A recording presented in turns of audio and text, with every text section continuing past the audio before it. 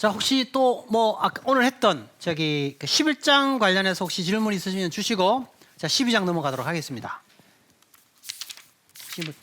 11장 관련 질문이 혹시 있으실까요? 혹시?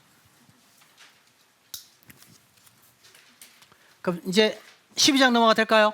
예, 12장 넘어가겠습니다. 이 스가랴서는요, 이 9장부터 12장까지는 독특한 구조가 있는데, 요거는 이제 여러분 책을 보시면 아시겠지만, 특히 이제 9장에서 11장, 9장 1절이 이제 이게 말씀이라는 표현이 이게 히브리어로 이게 마사라고 이렇게 되어 있습니다. 네, 이게 마사라고 이렇게 했는데, 이 마사라는 게 이제 그 항상 어떤 한 단락이 시작될 때 그 내용을 규정해 주는 중요한 역할을 합니다. 그래서 이걸 우리 이제 9장에는 이게 이제 말씀으로 돼 있다가 또 12장에는 우리 한글 성경 12장에는 경고라고 또 이렇게 돼 있어요. 그러니까 이게 번역이 좀 일관성이 없는데, 제가 이제 성서공회 번역하시는 위원들한테 제가 이걸 좀 건의를 좀 드리려고 그래요. 그러니까 똑같은 히브리어인데 이게 자꾸 다르게, 그것도 같은 텍스트 안에 다르게 번역하면 이게 좀 혼란이 있다. 그래서 이제 오늘 9장 12장 1절, 그러니까 이스라엘에 관한 9장 1절에는 말씀이라고 되어 있고, 이 12장 1절에는 경고의 말씀이 되어 있거든요. 그래서 이것도 그냥 말씀이라고 하는 것이 좋다. 그러면서 이제 그 왜 이야기하냐면 9장에서 11장이 마사가 이끄는 단락이 되고요. 그 다음에 또 12장에서 14장이 또 같은 마사가 이끄는 단락이 되어서 9장에서 14장을 이렇게 두 단락으로 이렇게 세부적으로 나눌 수 있다 하는 부분을 제가 말씀을 드린 겁니다. 12장에서 이제 스가랴가 또 계속 메시지를 전하는데, 12장 1절에서 9절의 내용 전체를 쭉 한번 보시면 이제 이 내용이 훨씬 더 이제 좀 더 어떻게 하나님께서 이 일을 이루어 가신 것인가를 보여주는데, 좀 더 구체적으로 특히 이제 여기도 역시 심판의 메시지가 훨씬 더 강한데, 여기서 우리가 좀 자세하게 좀 살펴봐야 할 내용이 뭐냐면은 이제 이 9절이에요. 9절에 보면 이런 표현이 있어요. 예루살렘을 치러 오는 이방 나라들을 그날에 내게 멸하리라. 자, 여기서는 열방이 어떻게 소개되고 있어요? 심판의 대상으로 소개되고 있어요. 맞죠? 네, 그런데 우리 조금 뒤로 확 가보겠습니다. 14장 맨 마지막에 14장 16절, 예루살렘을 치루하던 이방 나라들 중에 남은 자가 올라와서 그 왕 만군의 여호와께 경배해 초막절을 지킨다. 그러니까 지금 항상 스가랴의 관심은 어디에 있어요? 열방에 있어요. 열방의 심판과 구원을 스가랴는 늘 지금 계속 반복하고 있다. 그러나 스가랴의 관심은 어디에 있다고요? 지금 열방에 있다는 것을 기억하셔야 돼요. 자, 1장에서 6장은 주로 유다, 이스라엘 공동체에 주로 초점을 두고, 물론 열방에 대한 관심도 있지만 주로 여기에 더 관심이 있다면, 반대로 9장에서 14장은 유다, 이스라엘도 물론 강조하지만 유다, 이스라엘 통하여 복을 받을 열방에 훨씬 더 많은 관심을 두고 있다 하는 사실을 우리가 좀 눈여겨볼 필요가 있습니다. 자, 여기서 우리가 이제 구절을 하나하나 다 살펴볼 시간적 여유가 없습니다. 그래서 그렇게 좀 보시면 되고, 그 다음에 중요한 구절을 중심으로 볼게요. 그 다음에 이제 12장 10절부터 보세요. 자, 그런데 이런 일이 일어나려면 뭐가 반드시 선행되어야 할 게 있어요. 열방이 심판을 받고 열방이 구원받기 위해서는 뭔가가 선행되어야 할 일이 있어요. 자, 그게 뭐냐? 그게 바로 회개의 역사예요. 자, 근데 스가랴는 이 회개가 전적으로 하나님의 일이다. 하나님이 행하시는 거다라는 거예요. 물론 회개는 우리가 하는 게 맞아요. 우리가 하죠. 그러나 한편으로 또 회개는 전적으로 하나님이 하시는 것이다. 자, 그래서 10절에 이런 표현입니다. 내가 다윗의 집과 예루살렘 주민에게 뭐라고 이야기하죠? 은총과 강구하는 심령을 부어준다. 자, 그 다음에 또 13장 1절 오타입니다. 13장 1절은 뭐예요? 다시 한번 13장 1절 읽어봅시다. 시작. 그날에 죄와 더러움을 씻는 셈이 다윗의 족속과 예루살렘 주민을 위하여 열리리라. 자, 여기서 은총과 강구하는 심령, 여기서는 뭐죠? 죄와 더러움을 씻는 셈. 이건 서로 깊은 연관성을 가지고 있습니다. 어떻게 죄와 더러움을 씻습니까? 이게 은총과 강구하는 심령을 통해서만 이것이 가능해져요. 그래서 스가랴는 지금 열방의 백성들이 하나님께로 돌아오는 이 일을 위하여 이스라엘이 지금 무엇이 가장 선행되어야 하느냐? 아까 자신의 뭐를 볼 수 있어야 돼요? 뭐를 봐야 된다고요? 죄를 볼 수 있어야 돼요. 이게 회복의 길이다. 앞서 말씀드린 대로 왜 망했죠? 썰아 공동체 왜 망했죠? 거짓 목자들 때문에 망했죠, 그죠? 그리고 거짓 목자를 따라갑니다. 그러면 거짓 목자들의 특징이 뭡니까? 우상 숭배예요. 맞죠? 자, 그럼 우상 숭배, 거짓 목자, 거짓 선지자의 특징이 뭐라 그랬죠? 죄는 보지 못하고 인간의 욕망을 따라 살아가도록 거짓 이상을 보여준다는 것이죠. 맞습니까? 예. 그래서 여러분, 인간의 욕망과 죄악이 난무할 때 나타나는 현상이 뭐냐면 참 계시가 사라집니다. 자, 예를 들면 여러분 사무엘상 1장을 보세요. 사무엘상 1장 제일 먼저 시작할 때 시작이 뭡니까? 하나님의 이상이 희귀하더라. 하나님의 이상이 희귀하더라. 여기서 이상이라는 히브리어가 핫존입니다. 핫존. 이걸 환상이라는 말도 되고 계시라는 말도 돼요. 그러면 하나님께서 환상을 보여줘도 보지 않고 듣지 않기 때문에 안 보이는 거예요.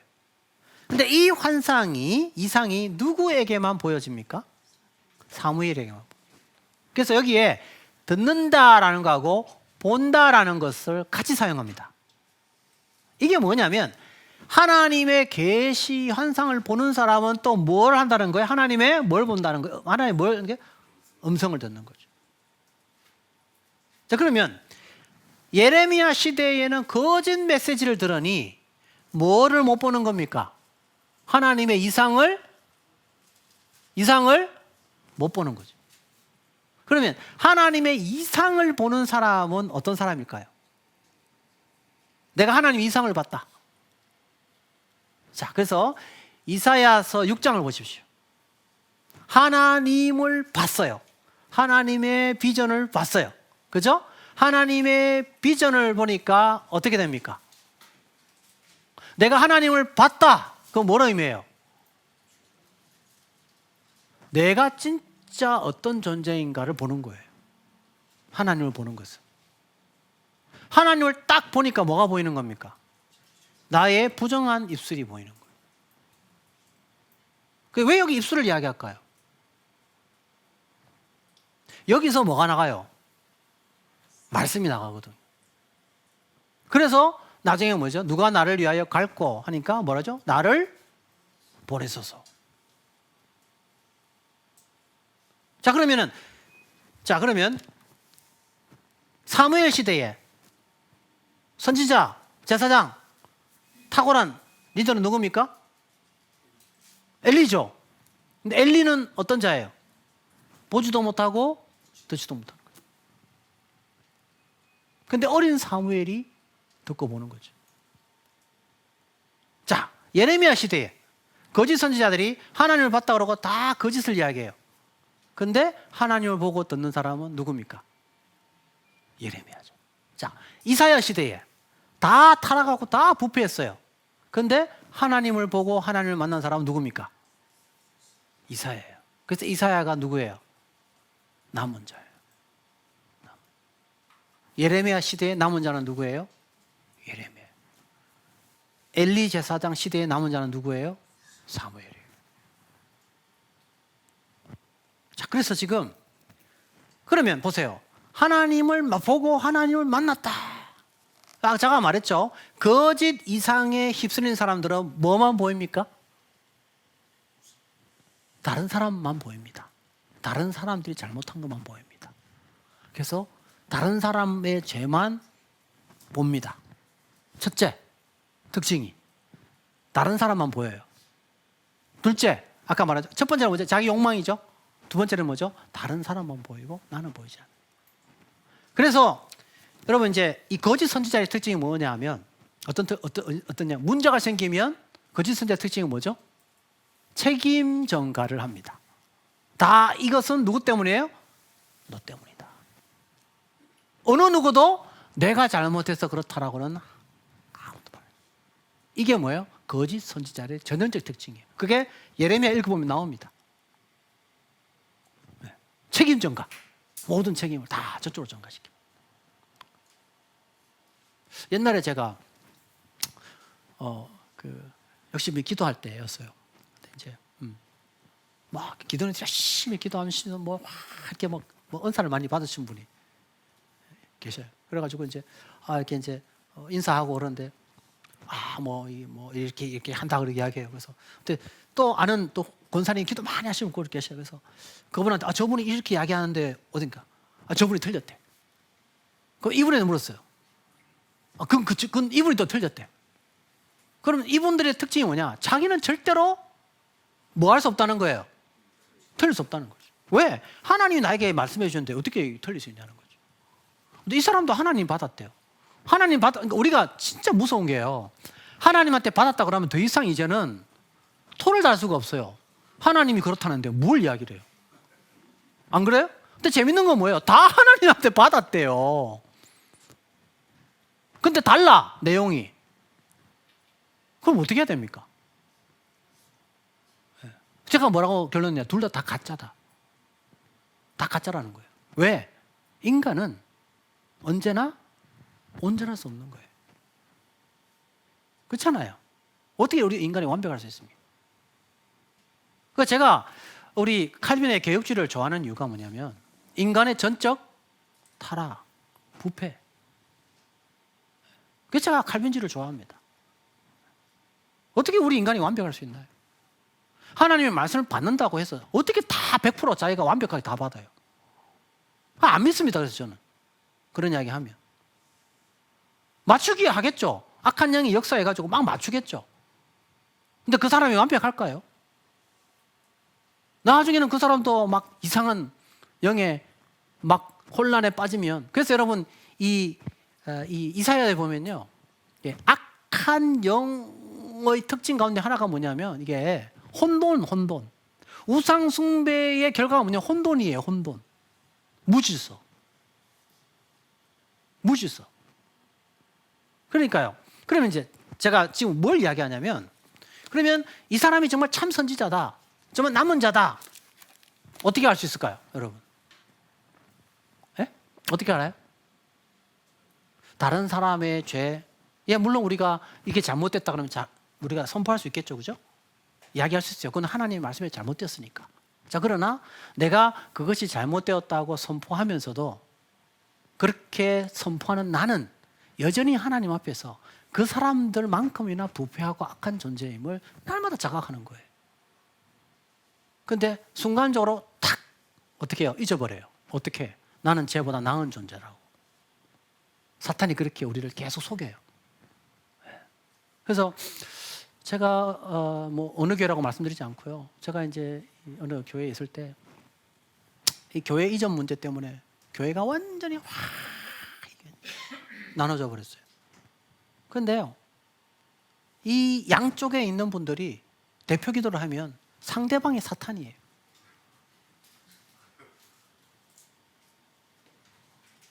근데 뭘 이야기하지 않느냐? 교회가 이정이 되도록 나는 정말 하나님 앞에서 완벽하게 했는가에 대한 1%의 생각과 자성이 양쪽에 없어요. 나 너무 그게 무섭더라고요. 완벽하게 100%, 나는 100% 나는 완벽하다는 사고방식. 어떻게 그럴 수 있어요, 여러분? 우리가 어떻게 100% 완벽할 수 있나요? 네. 오히려 저는 이런 것도 못 받고 그래도 괜찮은 것 같아요. 오히려 하나님 앞에 더 자기의 부족함을 깨닫고 하나님의 긍휼을 구하고 겸손히, 하나님, 나는 오늘 하루도 살아갈 힘이 없다고, 내게 은혜를 달라고, 차라리 그렇게 겸손히 기도하는 그 참 기적도 행하지도 못하고 사람도 이렇게 고치지 못하는 그런 은사가 없다 하더라도 자기의 약함을 먼저 아는 그 사람이 나는 하나님 앞에서는 가장 강한 사람이 아닌가 생각이 들어요. 이 시대에 정말 우리 교회에 나는 그런 남은 자들이 나는 한국 교회를 지킬 수 있는 힘이라는 생각이 들어요. 그래서 오늘 스가랴에서 하나님께서 특별히 뭘 강조하느냐 이거죠. 은총과 강구하는 심령, 그리고 죄와 더러움을 씻는 셈, 이 이야기를 강조하고 있는 거죠. 자, 그러면서 여기 10절에 보면 여러분 잘 아는 그들이 찌른 바 그를 바라보고 그를 위하여 애통하기를 독자를 위하여, 여기서 이제 찔림을 당하는 목자가 있는 거죠. 이 목자는 어떤 목자예요? 참 목자. 그래서 스가랴는 거짓된 목자도 있고 참 목자도 있는데, 오히려 참 목자는 찔림을 당하여서 이 버림을 당하는 이 모티브가 나옵니다. 어떤 분들은 여기 찔림 당하는 이건 누구냐 했을 때 이것도 굉장한 많은 해석이 있습니다. 그래서 아까 우리 목사님 말씀하신 역사 속에 어떤 누군가일 수 있어요. 근데 저는 개인적으로 어떤 사람이 이건 요시아다 아마 그렇게 해석을 하는데, 저는 텍스트에서 누구인지를 말하고 있지 않기 때문에 누구인지 정체불명의 존재다. 누군가는 찔림을 당하여 죽겠죠. 근데 그 목자가 누군지를 알 수 없어요. 근데 사람들은 그 목자의 죽음을 보고 슬퍼하고 통곡을 하는 거죠. 슬퍼하고 통곡을 한다. 그 다음에 또 어떤 일이 벌어지느냐, 그 죽음 이후에 하나님께서 또 예루살렘 주민을 위해서 그들의 죄를 씻는 셈으로 그들을 이끈다, 이렇게 설명을 하고 있습니다. 그래서 하나님의 회복은 반드시 무엇으로 나타나느냐, 여기서 나타나는 것은 자기의 죄를 자각하고 자기의 죄를 먼저 해결하는 그것이 회복의 첫 출발점이라는 사실을 스가랴가 보여주고 있습니다. 그리고 그러면 이 나의 죄에 대한 자각, 애통함, 이건 그거의 첫 촉발은 어디서부터 오죠? 누군가의 죽음을 통해서, 누군가가 찔림을 당하여 죽는 그것을 보면서 이게 느끼지 못했던 자기의 죄성, 알지 못했던 자기의 죄를 자각하는 일이 벌어지는 거죠. 근데 역사 속에서 과연 이런 일이 어디서 일어났을까? 이건 많은 학자들이 설명은 하지만 답을 찾지 못합니다. 네. 그래서 저는 이것도 역시 궁극적으로는 신약으로 가서 해답을 얻을 수밖에 없지 않겠는가 하는 생각이 들어요. 어떤 목사님 볼 때는 교수님 이거 전부 다 예수님과 갖다 붙이면 너무 싱겁지 않습니까? 하는 생각이 드는데, 여러 가지 역사적으로 많은 인물들에 대해서 설명은 하지만 그 속 시원하게 그게 이 본문과 딱 맞닿지 않기 때문에 이게 요시아일 수도 있고 아니면 스룹바벨일 수도 있고 그런 옵션을 얼마든지 생각할 수는 있겠지만, 이게 이 본문이 의도하는 어떤 그 인물을 다 충족시킬 수 없기 때문에 저는 이 텍스트는 결국 이제 신약으로 가서 그리스도의 십자가의 죽음을 통해서 이렇게 볼 수밖에 없다 하는 생각이 듭니다. 자, 그 다음에 13장 2절 보겠습니다. 자, 그러면 이제 아까 우리의 죄를 봤습니다. 우리의 문제를 봤습니다. 그러면 이 죄에서 우리가 회개한다 했을 때 이게 이제 돌이킴이죠. 자, 뭐로부터 돌이켜야 되느냐? 2절. 첫째 뭐죠? 망군의 여호와가 일어나 그날에 내가 무엇을 끊는다고요? 우상의 이름을 이 땅에서 끊는다. 자, 그래서 그 당시 이스라엘에게 가장 심각한 문제가 되었던 것은 바로 우상의 문제였다. 우상 숭배였다라는 것이죠. 그래서 우상 숭배를 철저하게 하나님께서 제거시킬 것이다. 그 다음에 또 있죠. 뭐죠? 거짓 선지자와, 자, 아까 제가 말씀드렸죠. 그 우상 숭배의 배후에 뭐가 있다고요? 더러운 귀신. 분명히 있어가라는 이야기합니다. 단순히 어떤 그 이교적 행위뿐만 아니라 이교적 행위 배후에 어떤 악한 영의 역사가 있다는 사실을 분명하게 여기서 설명을 합니다. 자, 3절. 사람이 아직도 예언할 것 같으면 그 낳은 부모가 그에게 이르기를 너가 여호와 이름을 빙자하여 거짓말을 하니 살지 못하리라 하고. 자, 여기서 사람이 예언한다 이럴 때 이 예언은 어떤 예언일까요? 하나님이 주시지 않는 사사로이 만들어낸 예언이죠. 그럼 이 예언하고 뭐하고 맞물릴까요? 바로 2절에 나오는 거짓 선지자 그리고 뭐죠? 더러운 귀신하고 맞물려 있는 거죠. 그럼 제가 말씀드렸죠. 이런 악한 영의 특징은 뭐와 맞물려 있다고? 인간의 내면 속에 있는 뭐요? 욕망. 욕망과 다 맞물려 있다 이렇게 볼 수 있습니다. 그래서 오늘날 우리 시대에 일어나는 모든 정치의 배후에는 다 무엇이 깔려 있습니까? 인간의 욕망이 깔려 있는 거죠. 다 깔려 있는 거죠. 그럼 이제 이 시대의 희망은 어디에 있느냐? 저는 남은 자에 있다. 여러분이 남은 자고 바라기는 국민의힘에서 그렇지 않는 가운데 남은 자 있기를 바라고 더불어민주당에서도 크리스찬 중에서 남은 자가 있기를 바랍니다. 우리는 그걸 위해서 기도해 나갈 수밖에 없는 거죠. 현실적으로.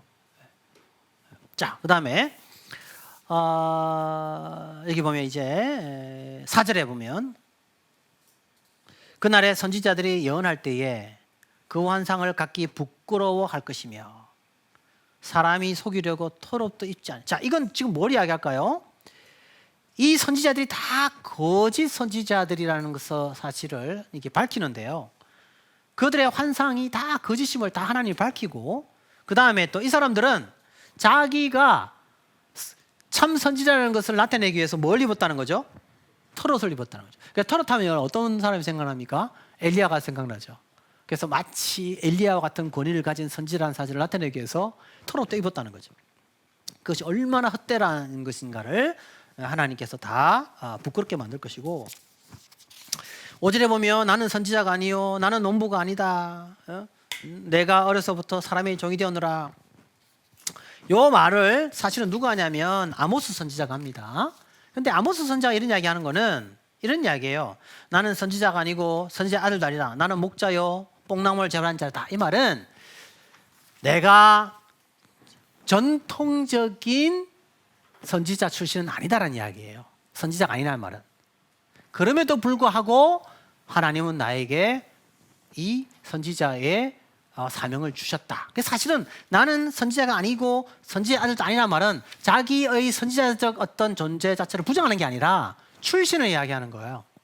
근데 여기서는 뭐냐면 나는 선지자가 아니다.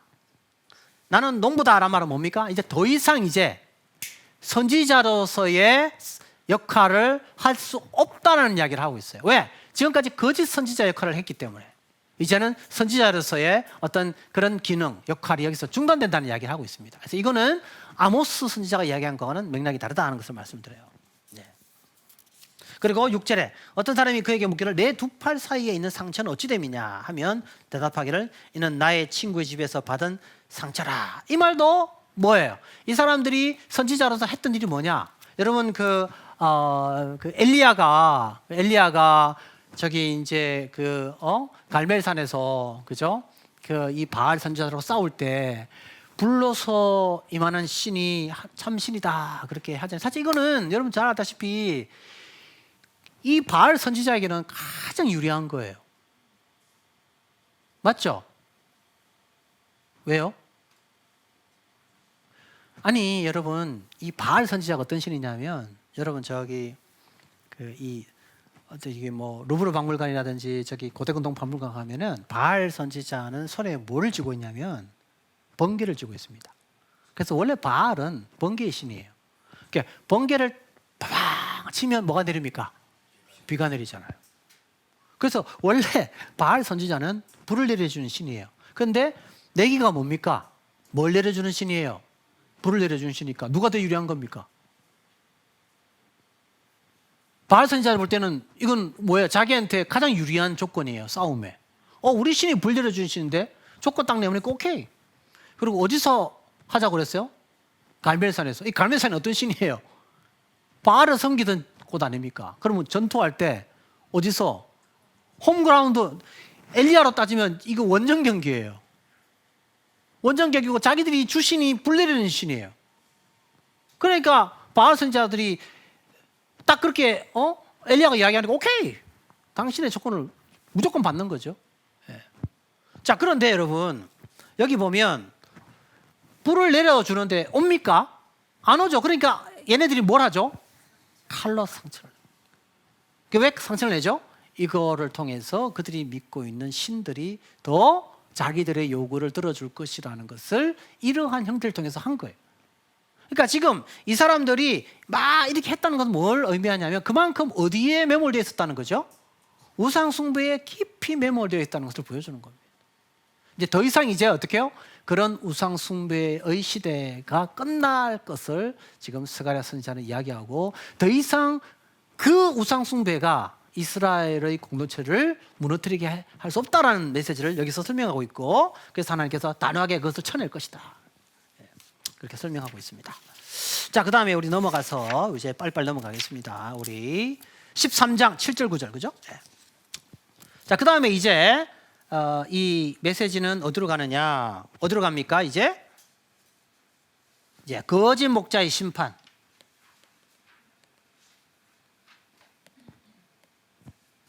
여기 거짓 목자 심판했죠 지금까지. 이제는 여기서 뭐가 나오냐? 이제 여기서 이게 참 목자의 죽음이 나옵니다. 자, 이 참 목자는 어디에 나왔죠? 스가랴서에서 아까 우리 어디에 나왔습니까? 10절에 나왔어요. 10절 그죠? 12장 10절에 어떻게 됐죠? 찔림 당한 자. 그죠? 이 찔림 당한 자는 오늘 13장 7절에는 누구로 나옵니까? 목자. 여기서 그냥 목자가 아니고 어떤 호칭이 붙죠? 그 앞에 내 목자. 그래서 어떤 분들은 여기서 이 목자는 악한 목자고 거짓 목자라고 해석하는 학자들이 있어요. 그런 학자들도 있고요. 또 어떤 부류는 이것은 참된 목자를 이야기한다. 두 부류로 나누어요. 저는 개인적으로 참된 목자로 해석하는 입장을 취합니다. 그러나 앞에 거짓 목자로 나는 그렇게 해석한다. 저는 그분의 의견을 존중합니다. 그러나 저는 개인적으로 이것은 참 목자를 이야기한다 이렇게 볼 수 있어요. 자, 그래서 이 참 목자가 죽으면 어떤 결과가 나타나냐면 양이 흩어져요. 양이 흩어져요. 그래서 어떻게 3분의 2는 멸망하고 3분의 1은 남아요. 자, 여기서 또 중요한 거 8절에 어떤 단어요? 남는다. 그러니까 하나님은 항상 어떻게 해요? 남는다. 이게 핵심이에요. 남는다. 그래서 여러분 그 이사야서 6장에도 보면 그죠? 이 듣지 못하고 보지 못한다 그러죠. 그런데 이사야는 보고 이사야는 듣잖아요. 그런데 백성들은 어때요? 보지도 못하고 어떻게 해요? 듣지도 못하죠. 그 남은 자의 특징이 뭐라 그러세요? 보고 듣는 자다. 맞죠? 자, 보고 듣는데 뭘 먼저 보고 들어요? 나를 먼저 보는 거죠. 내가 어떤 자인지 보여줘. 그렇죠? 하나님을 보면 뭐가 보여요? 내가 보여요. 이제 내가 누군지를 보게 되면 어떻게 돼요? 들려요. 누가 나를 위하여 갈고 들려요. 근데 그 시대에 이사야 시대 백성들은 어때요? 보지도 못하고 듣지도 못한 거죠. 그래서 결국 어떻게 돼요? 심판이 이루어져요. 그 심판 이후에 잘라지고 그루터기가 잘라지는데 그 그루터기 안에서 여전히 하나님이 어떻게 해요? 남겨두신다는 거죠. 그 희망은 어디에 있습니까? 바로 남은 백성. 네. 그러면 이사야 시대에 여전히 희망이 있어요. 그죠? 어떤 자를 통해서? 남은 자를 통해서. 마찬가지죠. 지금 스가랴 시대에도 여전히 희망은 있어요. 누가 있어요? 심판이 있을 수 있어요. 하나님 심판이 와요. 그러나 여전히 하나님은 어떻게 해요? 누구를 남겨둬요. 여기서 3분의 1이 남아서 그 3분의 1이 시험을 당하고 연단을 받아요. 자, 그러면서 9절의 마지막에 뭐라고요? 그들이 뭐라고 그래요? 그들이 내 이름을 부르며 내가 또 그들을 어떻게 해요? 들으며. 자, 나는 말하기를 뭐라고 그래요? 이는 뭐예요? 내 백성이라. 그들은 말하기를 여호와는 뭐예요? 내 하나님이라. 예. 예. 결국 이러한 어둠 속에서도 여전히 하나님의 희망은 어디에 있느냐? 하나님이 누구를 어떻게 해요? 남겨두신다. 남겨두신다. 자, 그러면 남은 자는 어떤 자예요? 남은 자는 보고 듣는 자다. 하나님 보고 듣는 자. 그러니까 보고 듣는 자는 또 어떤 자예요? 회개하는 자들. 자, 회개는 뭐라고 그랬어요? 또 돌이키는 자예요. 그래서 이걸 좀 더 정확히 말하면 7장 8절에 말하면 뭐예요? 공의를 실현하고 우상을 제거하는 자예요. 이게 다 정리가 돼요. 보고 듣고 회개하고 공의 실현하고 우상을 제거하는 자들. 이게 누구라고요? 남은 자다. 남은 자. 자, 재밌는 거는 이 남은 자에 누가 들어와요? 열방이 들어와요. 열방이. 열방도 누가 돼요? 남은 자. 그걸 어디서 강조해요? 14장에 강조해요. 그래서 지금 우리는 어디로 가요? 14장으로 가요. 그래서 여러분 이제 제가 이사야서 강의할 때 제가 강조했던 단어 있죠. 이사야의 아들의 이름이 뭐라고 그랬어요? 스알야수. 스알야수의 이름이 뭐죠? 남은 자는 돌아오리라. 야슈브. 이 슈브가 무슨 뜻이에요? 돌아오다, 회개하다는 뜻이에요. 그럼 남은 자는 어떤 자예요? 회개하는 자예요. 돌아오는 자. 하나님께로 돌아가는 자. 슈브. 자, 그럼 이제 14장을 마칠게요. 이제 시간이 나오는데. 자, 14장에 보면 처음 딱 시작할 때 이제 어떤 모티브가 나와요? 여호와의 날이 이르리니 그날에 내 재물이 약탈되고, 이거 전투 모티브예요. 그죠? 자, 그러면서 내가 이방 나라를 모아서 예루살렘과 싸운다. 자, 이거는요, 열방이 하나님의 도구로 쓰이고 있다는 거죠. 왜요? 누구를 심판하기 위하여? 이스라엘을 심판하기 위하여 하나님은 열방을 도구로 사용해요. 그래서 여러분 이제 그 역사 속에서 보면 하나님과 이스라엘의 관계는 누구의 반응을 통해서 알 수 있나요? 이방인의 반응을 통해서 알 수 있어요. 자, 이스라엘이 하나님과의 언약 관계가 아주 친밀한 관계를 맺어요. 그럼 어떻게 될까요? 열방이 하나님의 이스라엘 통치 아래 들어와요. 자, 반대로 이스라엘이 하나님의 언약을 제대로 지키지 않고 거부해요. 그럼 어떻게 될까요? 하나님은 그 열방을 들어서 이스라엘을 공격해요. 이해됩니까? 자, 이스라엘이 다시 하나님과 언약 관계를 맺어요. 그럼 어떻게 돼요? 열방이 이스라엘의 통찰에 들어와요. 그래서 이 이방인들의 반응은 하나님과의 관계를 보여주는 가늠자 역할을 해요. 이스라엘 역사 속에서. 특히 다윗과 솔로몬, 특히 솔로몬의 시대, 다윗의 시대도 마찬가지입니다. 그걸 잘 보여줍니다. 자, 그러면 지금 이제 이스라엘에 문제가 있어서 하나님께 이스라엘을 공격해서 이스라엘을 싸우게 하죠. 2절. 그래서 이렇게 쭉 합니다. 3절. 자, 그런데 재밌는 건요, 이렇게 심판했어요. 그죠? 이스라엘 심판했죠. 그죠? 심판해도 아까 뭐라고 했죠? 제가 심판을 당해도 여전히 하나님은 다 멸망을 시켜요? 안 시켜요? 안 시키죠. 자, 2절 마지막 구절에 뭐라고 되어 있어요? 남은 백성은 성읍에서 끊어지지 않으리라. 제가 지금 여러분 이 스가랴서 7장부터 이 주제 가운데 제일 많이 나오는 주제가 남은 자예요. 남은 자. 자, 3절. 그때 여호와께서 나가사 그 이방 나라를 치시되. 이제 하나님은 이제 이스라엘을 심판한 다음에 이스라엘이 심판하게 돼. 그럼 이스라엘이 심판을 당하면요, 어떤 일이 벌어질까요? 아까 제가 말할 때는 이스라엘 심판 당했잖아요. 그죠? 이스라엘 심판 당해요. 그럼 어떤 일이 벌어질까요? 그 가운데서 누군가는 심판 속에서 심판을 통해서 뭘 보게 해요? 하나님을 보고 자기를 봐서 뭐 하는 일이 벌어져요? 회개하는 일이 벌어져요. 그러면 그들이 뭐가 돼요? 남은 자가 된다. 남은 자가 된다는 거. 이해됩니까? 다시 한번 말씀드릴게요. 심판 없이 남은 자가 되면 좋아요. 근데 그렇지가 않다는 거죠. 그러니까 어쩔 수 없이 하나님께서 깨닫지 않으니까 심판을 행해요. 근데 그 심판 속에서 뭐 한다는 거죠? 하나님을 보고 자기의 죄를 보고 회개한다는 거죠. 돌아온다. 하나님께 돌아온다는 거예요. 그가 누구냐는 거예요? 남은 자. 자, 그 다음에 이스라엘을 심판하신 분은 또 누구를 심판할까요? 이방 나라들이 교만해요. 그러니까 이방 나라도 하나님 심판하셔요.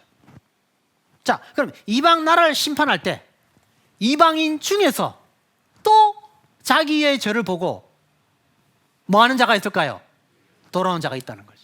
자, 그러면 이스라엘 중에 남은 자와 이방인 중에서 남은 자가 어떻게 같이 누구를 하나님께로 돌아와서 예배하는 날을 지금 14장이 지금 소개하고 있는 거예요.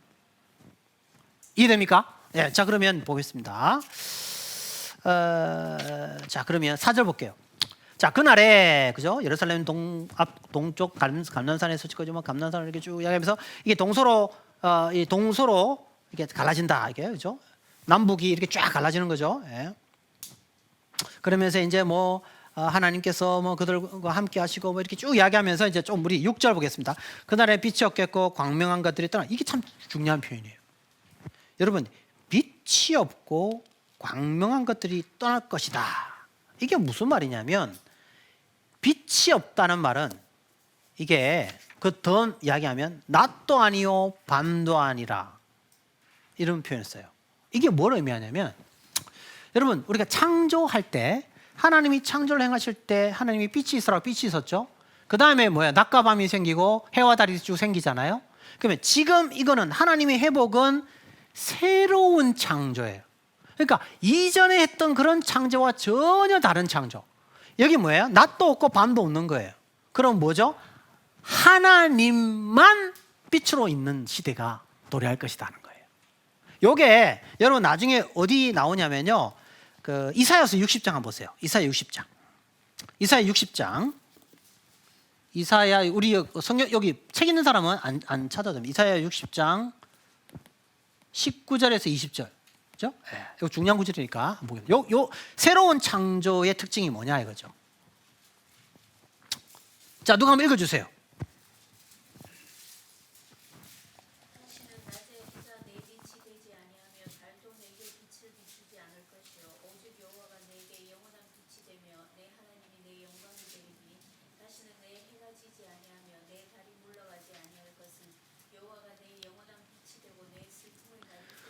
이게 뭐냐면 하나님께서 이제 새로운 창조를 행하실 때 이제는 과거의 어떤 그런 창조와 전혀 새로운 형태의 창조가 나타난다는 거예요. 그게 뭐냐? 빛은 딱 하나. 누가? 하나님만의 빛이 되는 그런 창조를 이루어 가신다. 요게 여러분 이제 이게 근데 여러분 이제 그 신약에 오면 예수님의 빛으로 나오고 복음의 빛이 나오죠. 근데 이거 회복이 완전한 회복이 요한계시록 21장에 나와요. 요한계시록 21장 22절에서 25절. 자, 여기 제가 읽어볼게요. 성 안에서 내가 성전을 보지 못하였으니 이는 주 하나님 곧 전능하신 이와 및 어린 양이 그 성전이시라. 그 성은 이렇게 됐어요. 해나 달의 비침이 쓸데없으니 이는 하나님의 영광이 비치고 어린 양이 그 등불이 되심이라. 만국이 그 빛 가운데로 다니고 땅의 왕들이 자기 영광을 가지고 그리로 들어가리라. 낮의 성문들을 도무지 닫지 아니하니 거기에는 밤이 없음이라. 자, 하나님의 영광만이 비치는 곳. 이게 뭐예요? 새 창조의 완성이다. 이렇게 볼 수 있어요. 예. 그래서 스가랴는 바로 이 하나님의 창조의 새로운 창조의 뜻을 보여주는 건데 그게 뭐냐? 이건 하나님 자신이 빛이 되고 하나님의 영광만이 나타나는 바로 그런 시대를 설명하고 있다. 이렇게 볼 수 있어요. 자, 그러면서 특징이 뭐냐면 이 재밌는 게요. 8절에 여기에 뭐가 흘러나옵니까? 근데 여기서 생수가 흘러나온다. 물이 흘러나온다. 그렇죠? 그리고 9절에 여호와께서 왕이 되신다. 여기서 예루살렘에 물이 흘러나온다 하니까 여러분 어떤 게 딱 떠오르나요? 에덴에서 흘러나오는 물. 그 다음에 에스겔서에 보면 성전에서 흘러나오는 물 연상이 되죠. 자, 재밌는 거는 여러분 물하고 가장 깊은 연관을 가지고 있는 절기가 어떤 절기인지 아세요? 초막절입니다. 초막절의 절기 가운데 하나가 뭐냐, 물을 붓습니다. 그래서 하나님의 이 비를 내려달라는 의식을 행하는 때가 언제냐면은 초막절이에요. 그러면서 자, 이런 물이 흘러나오는 이 예루살렘과 뭐와 연결되느냐 하면 여러분 보겠습니다. 좀 빨리 넘어가서 시간이 있어서 우리 16절로 넘어갈게요. 14장 16절로. 자, 예루살렘을 치러왔던 이방 나라들 중에서 그죠? 어떤 사람들이 이제 뭐예요? 하나님을 보고 자기를 보고 돌이켜서 이제 뭐가 된다는 거예요? 남은 자가 돼요. 그래서 이제 어떻게 해요? 해마다 올라와서 하나님을 예배하게 해요. 어디에 참여한다고요? 초막절을 지킨다. 자, 이 초막절은 또 뭐와 관련이 있다고 그랬어요? 생수. 하나님께서 지키시고 보호하시고 하나님께서 풍요와 만족과 번영을 주신다는 것을 약속하는 그 절기가 초막절인데, 이 초막절에 누가 오느냐? 이방인들이 여기에 참여하게 된다. 17절에 땅에 있는 족들 중에서 그 왕 만군의 여호와께 경배하러 예루살렘에 올라오지 아니한 자들에게는 뭘 내리지 않는다고요? 자, 그래서 초막절하고 또 뭐와 연결되어 있다고 그랬어요? 물, 비와 연결되어 있다고 이야기했지. 그렇죠? 자, 그러면 여러분 이거를 오늘 우리 시대에 적용하면 어떻게 적용 가능하겠어요? 자, 예수님께서 누구든지 목마르거든 내게 와서 마시라 그래요. 그죠? 근데 그 날이 어떤 날이에요? 언제 그 말씀하셔요? 초막절입니다. 그리고 그 물은 어디서 나온다 그랬어요? 나로부터 나온다. 그러면 예수님은, 저는 그렇게 생각해요. 이 초막절에 누구든지 목마른 내게로 마셔라, 영원한 목마르지 않는 생수를 이야기한 것은 저는 바로 이 스가랴서 14장의 이 본문을 분명히 예수님이 염두에 뒀다고 저는 생각해요.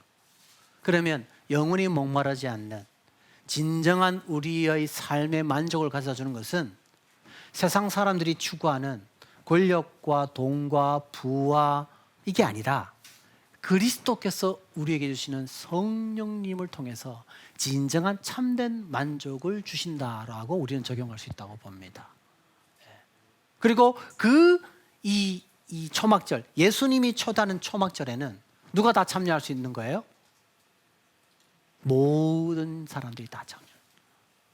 그래서 여러분 요한복음 4장에 보면 이 우물가의 여인에게 물었잖아요. 어디서 예배해야 되냐? 그러니까 여기도 아니고 저기도 아니다. 맞죠? 네. 누구든지 예수 그리스도를 믿고 경배하는 사람은 누구든지 다 참여할 수 있는 바로 이 종말의 초막절 제사가 예수 그리스도를 믿는 믿음의 사람들 통해서 온 땅으로 저는 확장되어지는 것이다. 저는 그렇게 해석하는 것이 좋다고 봅니다. 자, 그 다음에 또 재밌는 게요. 20절 보세요. 20절. 그날에는 자, 이게 뭐라고요? 어디에까지 이름이 기록돼요? 말방울에까지 어떤 이름이 기록돼요?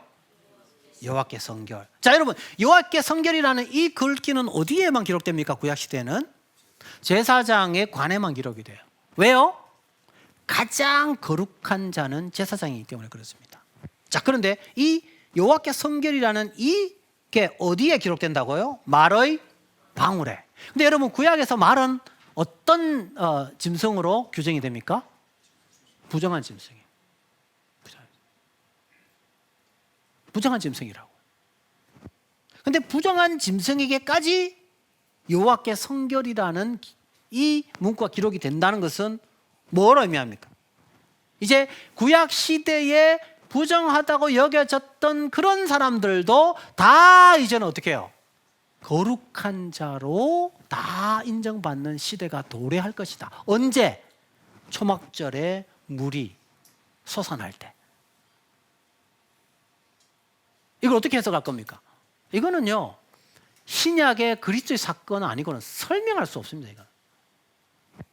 두 번째, 또 어떤 이유로 할까? 여호와의 전에 있는 모든 솥이 제단 앞 주발과 다름이 없다. 여러분, 여러분 알다시피 이 제단 앞에 있는 이 주발은 거룩한 기구예요. 그런데 주방에 있는 솥은 완전히 이거는 그거와 다른 부정한 거예요. 그런데 어떻게 해요? 제단에 있는 이 거룩한 기구와 식당에 있는 이 솥이 다 어떻게 해요? 똑같이 된다는 거예요. 이것도 뭘 의미합니까? 하나님의 거룩이 확장되어진다는 거죠. 어디까지? 부정하다고 여겨지는 그 세상까지 확장이 되죠. 21절, 예루살렘과 유다의 모든 솥이 만군의 여호와의 뭐가 된다고 그래서 성물이 될 것인지 제사 드린 자가 와서 이 솥을 가져다가 그것으로 고기를 삶으리라. 그날에는 만군의 여호와의 전에 가나안 사람이 다시 있지 아니하리다. 우리가 가나안이라고 했을 때 이 가나안을 어떻게 해석하느냐, 뭐 여러 가지 해석을 해주지만 이 가나안 사람은 첫째 해석이 뭐냐면요, 여러분 이제 보시면 알겠지만 이 가나안 사람의 정체는 문자적으로 하면요, 물건을 사고 파는 장사꾼을 이렇게 해석할 수 있어요. 둘째로는 이 가나안 사람을 여호와의 정복 이전부터 가나안에 살았던 이방인을 가리킨다고 볼 수 있어요. 둘 다 해석이 가능한데 저는 개인적으로 이게 어려워요. 둘 다 가능한데, 그런데 이제 두 번째 해석을 만약에 취하게 되면 이제 더 이상 구약 시대의 가나안 사람과 비가나안 사람의 이 장애가 이제는 철폐된다는 거죠. 그럼 더 이상 이제는 뭐예요?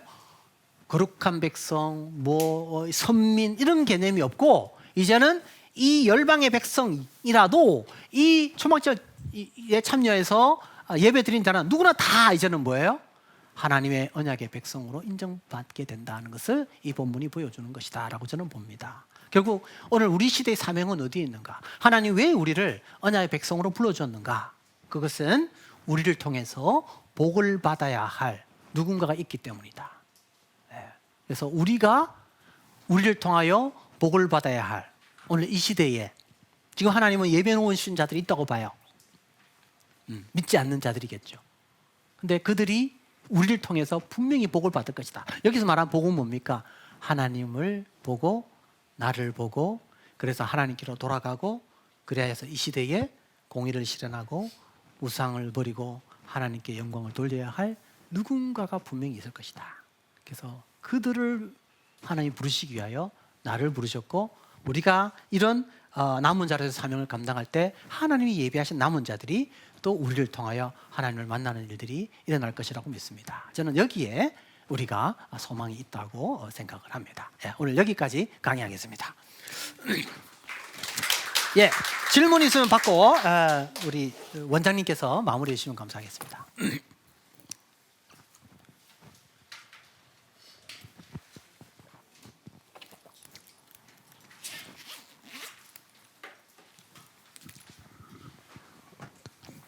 목사님 감사합니다. 예.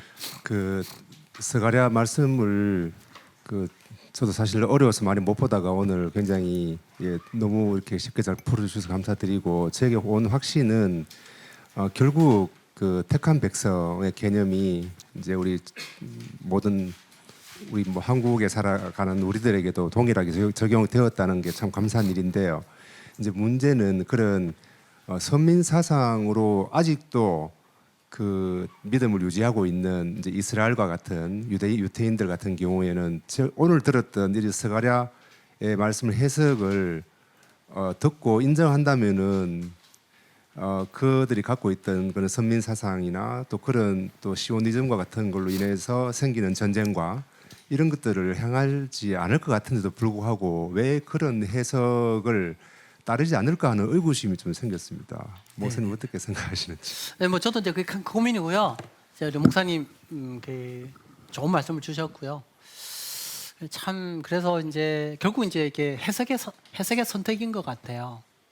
그러니까 성경을 볼 때도 어떤 관점으로 어떻게 보느냐에 따라서 이렇게 많이 달라지잖아요. 그러니까 이제 예수 그리스도 제가 이제 종종 이제 우리 학생들 중에서도 이제 세대주의 영향을 받으신 분들이 있어서 이제 질문을 하면 이제 제가 그렇게 이야기하거든요. 지금 국가 이스라엘이 하나님의 백성이냐 이렇게 물어요. 그럼 하나님의 백성이래요. 그럼 그 사람들이 예수를 믿느냐? 그러니까 안 믿죠. 그럼 내가 물어요. 그럼 그 사람들은 구원을 받느냐? 대답을 못 해요. 하나님의 백성인데 예수를 안 믿어요. 그럼 어떻게 되느냐? 내가 물어요. 대답을 못 해요.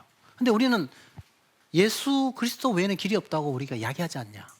근데 예수를 안 믿으면 어떻게 되느냐? 여기에 대답을 못 하는 거죠. 이제 거기에 이제 딜레마가 있겠죠. 근데 그러나 저는 그 로마서 9장에서 11장에 보면 이제 그 바울이 자기의 친족을 위한 그런 간절함을 이야기하지 않습니까? 그래서 저는 개인적으로 거기에 이제 모든 사람이 이제 구원을 받을 것이다라는 이스라엘이 그때 거기서 모든 사람을 저는 이제 꼭 그 믿음을 가진 자로 보기보다는 저는 개인적으로는 종말이 되면 유대인들 가운데에 분명히 예수 그리스도를 회심하는 자들이 있을 수도 있다라는 생각을 해요. 전 개인적으로. 예. 그러니까 그 남은 자에 교회뿐만이 아니고 유대인들 중에서 예수를 믿는 사람 또 나는 포함이 될 수 있다. 그래서 제가 중요한 게 뭐냐면 유대인들을 향하여 복음을 전하는 것은 귀한 일이다. 저는 개인적으로. 그러나 이방인 중에서 예수 믿은 사람하고 유대인 중에서 예수 믿는 사람들을 분리하는 것은 나는 반대예요. 그러니까 예수 믿는 순간 우리는 하나가 되는 거죠. 다 아브라함 언약. 근데 예수를 믿어도 유대인으로서 믿는 사람,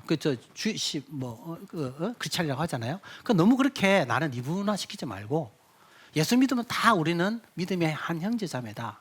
이런 인식을 가지는 게 나는 중요하다고 봅니다, 개인적으로. 네.